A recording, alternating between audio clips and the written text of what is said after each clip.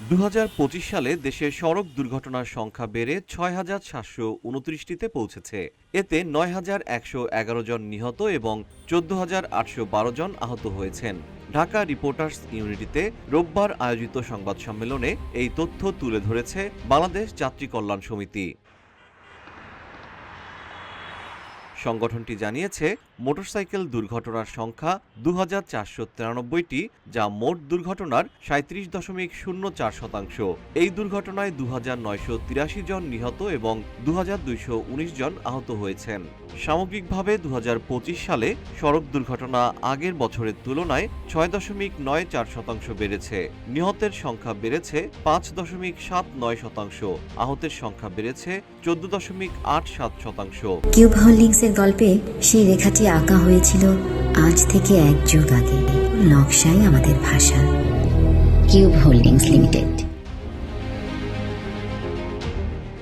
বাংলাদেশ যাত্রী কল্যাণ সমিতির মহাসচিব মোহাম্মদ মোজাম্মেল হক চৌধুরী জানিয়েছেন, সড়ক, রেল ও নৌপথে ২০২৫ সালে মোট ৭,৩৬৯টি দুর্ঘটনা ঘটেছে।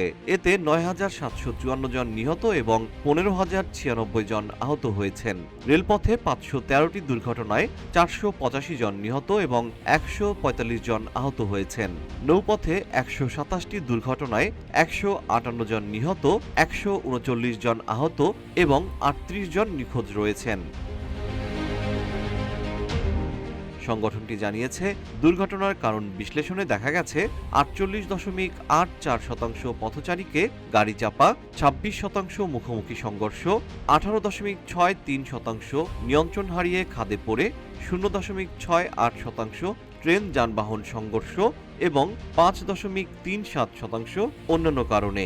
জাতীয় মহাসড়কে দুর্ঘটনার হার ৩৮.২২%, আঞ্চলিক মহাসড়কে ২৭.১৩% এবং ফিডার রোডে ২৮.৮৩%। মোজাম্মেল হক চৌধুরী বলেন, ছোট যানবাহনের সংখ্যা বৃদ্ধি এবং অবাধ চলাচলের কারণে জাতীয় ও আঞ্চলিক মহাসড়কে যথাক্রমে ২.৫৫ এবং ৫.৪৭% দুর্ঘটনা বেড়েছে। তিনি রাজনৈতিক দলগুলোর কাছে দাবি জানিয়েছেন, আসন্ন সংসদ নির্বাচনের নির্বাচনী ইশতিহারে সড়ক দুর্ঘটনা নিয়ন্ত্রণ এবং প্রাণহানি কমানোর অঙ্গীকার অন্তর্ভুক্ত করতে। তিনি আরও সতর্ক করেছেন, বিশেষ করে মোটরসাইকেল ও ব্যাটারি চালিত অটোরিকশার দুর্ঘটনা ভয়াবহ হারে বৃদ্ধি পাচ্ছে, যা গণমাধ্যমে পর্যাপ্ত প্রতিফলিত হচ্ছে না।